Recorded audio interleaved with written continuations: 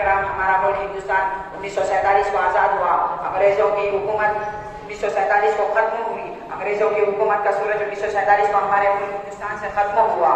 سامعین، کسی زمانے میں ہندوستان سونے کی چڑیا کہا جاتا تھا۔ انگریز ظالموں نے اس پر ظلم کے پہاڑ توڑے۔ بہادر شاہ ظفر سے لے کر مہاتما گاندھی تک کے جتنے رہنما رہے ہیں سب نے اس ہندوستان کو آزاد کرانے میں اپنی جان کی قربانیاں دی۔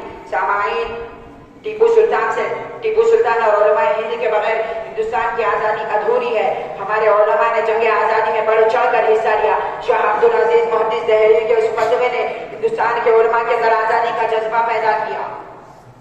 مولانا محمد علی جوہر کے وہ جذباتی جملے جو لندن کے کانفرنس میں کہا تھا کہ میں ہندوستان واپس نہیں جاؤں گا، یا تو آپ مجھے آزادی کا پروانہ دے دیجئے یا پھر برطانیہ میں 1.5 گز زمین دے دیجئے جس میں موت کی نیند سو جاؤں۔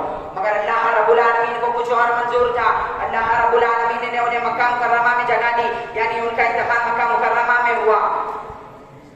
دل سے نہ نکلے گی مر کر بھی وطن کی الفت، دل سے نہ نکلے گی مر کر بھی وطن کی الفت، میری مٹی سے بھی خوشبو وفا ہے۔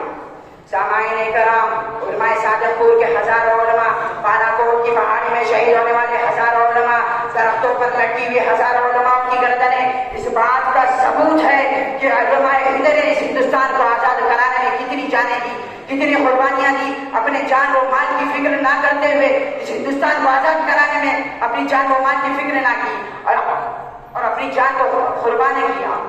سامعین کرام، مولانا ابوالکلام آزاد ہندوستان اور کانگریس لیڈر کے بلند پائے لیڈر تھے، خداداد صلاحیتوں کے مالک، مفسر، محدث، مایہ صاحب کرم تھے۔ آپ کی تحریک الہلال اور البلاد کے ذریعے سے لوگوں کے دلوں میں آزادی کا جذبہ پیدا ہوا اور اس رسالے کی وجہ سے آپ کئی بار جیل گئے، اس رسالے پر کئی پابندیاں لگائی گئی، اس رسالے کو ختم کرنے کے لیے کئی چالیں چلی گئی، لیکن ساری کوششیں ناکام رہی اور یہ رسالہ حد سے زیادہ پروان چڑھا۔ اس رسالے کی وجہ سے لوگوں کے دلوں میں آزادی کا جذبہ پیدا ہوا۔ سامعین کرام، ایک اور عالم دین کے بارے میں آپ کو بتاتا چلوں جن کا نام سعید محمد میاں، ایک مشہور عالم دین ہے، جامعہ خاصمیہ مراد آباد میں استاد تھے، حدیث کے استاد تھے۔ آپ کی اہم سامعین کرام اس 5 جلدوں پر مشتمل ہے۔ لوگوں کو جگانے والے، جس میں توانائی پیدا کرنے والے، قوم کو وطن پرستی کا پاٹ پڑھا کر صفا کو چالاکی سے انگریزوں سے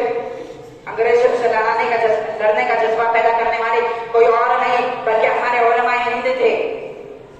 سامعین، 1914 میں ہمارے علماء کے ذہنوں میں یہ بات آئی کہ انگریز ہمارے اس ہندوستان کو ٹکڑوں میں بانٹ رہے ہیں، انگریز اس ہندوستان کے ٹکڑے کرنا چاہتے ہیں۔ پھر ہمارے علماء نے ان فسادوں کو ختم کیا جو انگریزوں نے ہمارے بیچ لگائے تھے۔ ان فسادوں کو ختم کرنے کے بعد سارے ہندوستانیوں کو ایک پلیٹ فارم پر لا کر کھڑا کیا اور کہا کہ اب ہم ایک ہو کر لڑیں گے۔